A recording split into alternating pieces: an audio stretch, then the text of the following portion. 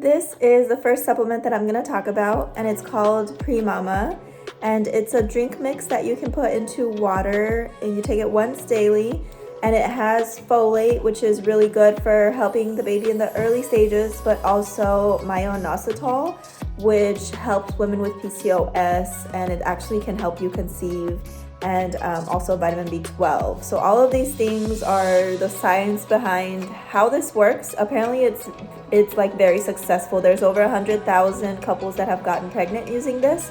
I've never used it before, so maybe that was a trick. I don't know, we'll see. Some people say within the first month, like the first bottle that they bought, they got pregnant. Some people say it took them a few cycles, like 3 months, and then they got pregnant. So we'll see, but I'm also interested in taking some other supplements that can help me out, and so whenever I do get those, I will be talking about those here. And I do appreciate you guys for following along on this journey. If you're interested to know more or to find out what happens, then just keep on watching. I wanted to give you guys a quick update on some more things that we've gotten to help our journey. We actually got some fertility friendly lube called Pre-Seed. Highly recommend it. It mimics your natural fluids to help the sperm get to where they need to go easier, as well as ovulation kit in order to let me know when I'm ovulating, and that has been highly suggested by a lot of women. That way you can know when you should be having sex exactly. I did take my Pre-Mama fertility support, that powder that I told you guys about yesterday. I did take that this morning. It's just unflavored. You just put it in water or anything uncarbonated. And I had that this morning, as well as some ashwagandha. I don't know if I had told you guys the other day, but ashwagandha is also really good for while you're trying to conceive. And it's also a really good anti-anxiety supplement. So I'm taking that. And then, let's see, what else did I get? I got some CoQ10, which I heard is very good for while you're trying to conceive, but as well as very good for the heart. So I'm excited for that one. I took that this morning, as well as some fish oil. I've heard that you should be taking fish oil, like omegas or anything like that, anything that's 1,000. So that's the one I'm taking. And then I'm taking some vitamin D3 and some C, as well as just a couple of other supplements, but those are just my regular everyday supplements. So I'm excited, and I'll keep filling you guys in on the process. Guys, I am coming to you today with 2 of my ovulation predictor kits. These guys are really helpful in telling me when I am ovulating, so that we can, what they call baby dance, we can try to get a baby. So the one on the top was yesterday, the 19th of February, and as you can see, the line on this side is darker than this side, which means that yesterday was my peak ovulation day. The line that's darker on this side, which is next to that arrow, is what they call the LH surge line, and if that's darker or the same color as the test line, then that means that you are ovulating, and the best time to do baby dancing would be within the next 24 to 48 hours, or the next 12 to 48 hours. Either way, Jill and I are tracking everything. We're tracking our days. We're making sure to baby dance on the correct days, and we'll see what happens. If not this month, then maybe in the next few months I'll have a nice surprise for you guys. I'm excited. I can't wait. I know God has a plan, and we're just trying to be patient and trust that whatever that means. I know, and we know that it's a good plan, and we're gonna be happy, but we'll see what happens. We're also, life update, we're also thinking about getting a kitty cat. We both love cats, and he recently lost his family cat, so we're thinking maybe within the next month we're gonna go to different animal shelters and try to go adopt a kitty cat friend.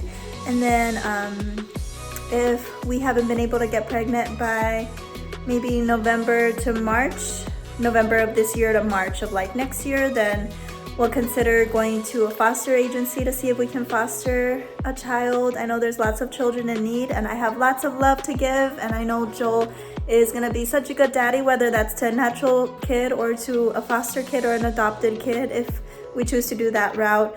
There's also the route of IVF and IUI. They're both kind of pricey. IUI is definitely less expensive. I think in Texas it's only $1,500. So we're gonna definitely think about all our options and think about which route we want to take. But as of for right now, I'm just doing everything that I can do, taking my supplements, eating healthy, working out. I'm gonna go to the gym tomorrow morning with a friend of mine, and then I'm still taking all those same supplements that I told you guys about last time, with the addition of vitamin E, which is an antioxidant and an essential nutrient. And I can do a whole explanation on what all my supplements are good for at a later time, but just wanted to give you guys this quick update, and I'll talk to y'all soon. Guys, I'm so excited! I went ahead and I ordered something to help Joel and I along on our TTC journey, trying to conceive. I ordered this fertility tracker bracelet called Ava. It is amazing for anybody trying to conceive, anybody that's actually currently pregnant, or even just getting to know their body. It's gonna measure several different things: skin temperature, heart rate, pulse rate, sleep duration and phases, breathing rate, movement. It's gonna actually be able to tell you when you are your most fertile, so it can help you conceive. I'm excited to open it up right now and just put it on, but I need to charge it. But I just want to tell you guys this exciting update about just an update on our journey. It syncs to an app, as you can see right there. So I'm going to start using it tonight and just let you guys know how it goes. I also still have to update you guys on all the supplements I'm taking, because I'm taking quite a bit, but I just need to do that on a day when I have more time, because I do not right now. I gotta cook Joel's dinner, but I will update y'all very soon. Into all my options. So the first thing I decided to do was book an appointment with an OBGYN so we can run some tests and see what might be going on. And what he did was he ran some labs and we did some blood work, and he also referred me to an imaging place that can see if my fallopian tubes might be scarred or blocked in any sort of way. And the blood work that he did is going to check my thyroid levels, my iron levels. He's also going to check my egg count, and what else?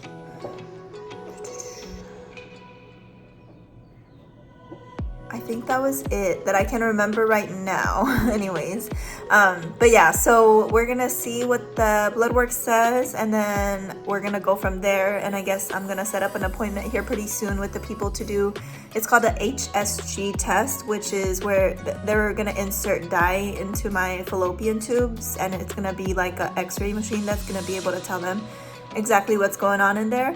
I have heard that after HSG tests, that when they unblock your fallopian tubes, if they are blocked, that you have a 30% added chance of conceiving after that. So that's good news.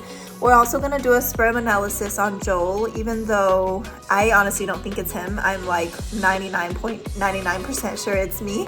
So, I mean, the doctor said, check all of your options, it might be him, and hey, this is a less expensive option, so why not do the cheaper things first instead of spending thousands and thousands of dollars.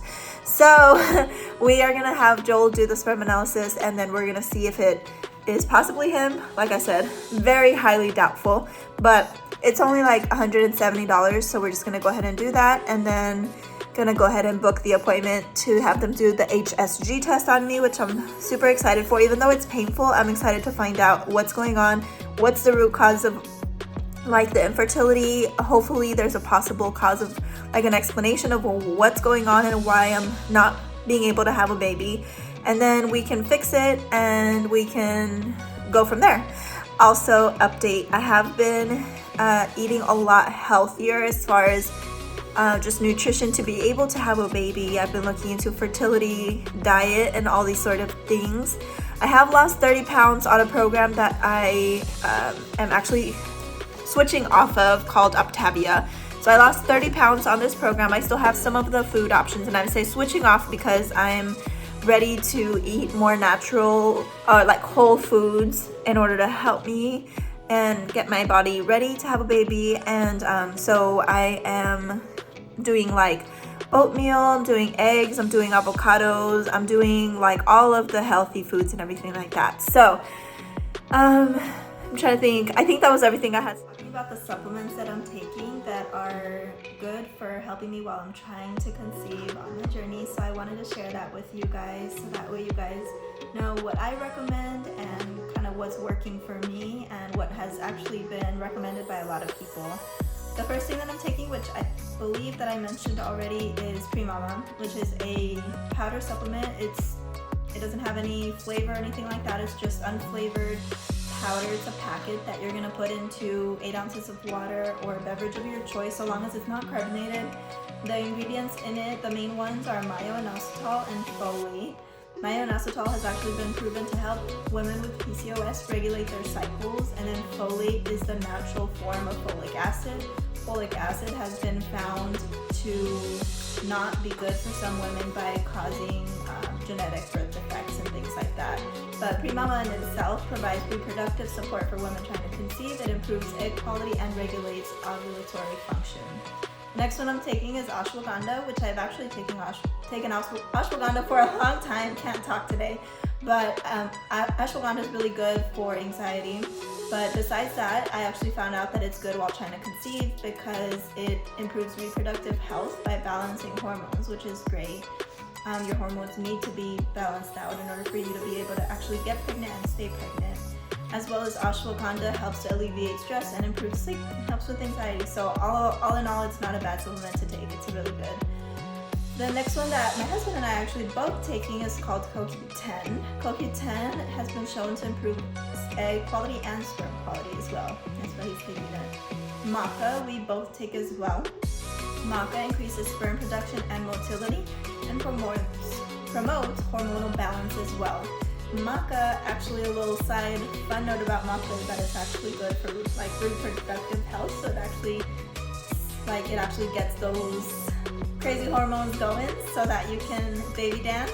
And then the next thing that I take is called NAC, and NAC has been shown to support the growth of healthy eggs and promote ovulation and increases ovarian function as well. And then the next one I'm taking is vitamin E. Vitamin E boosts fertility, and it's a natural antioxidant, and it can also help the fertilized egg attach to the uterine wall.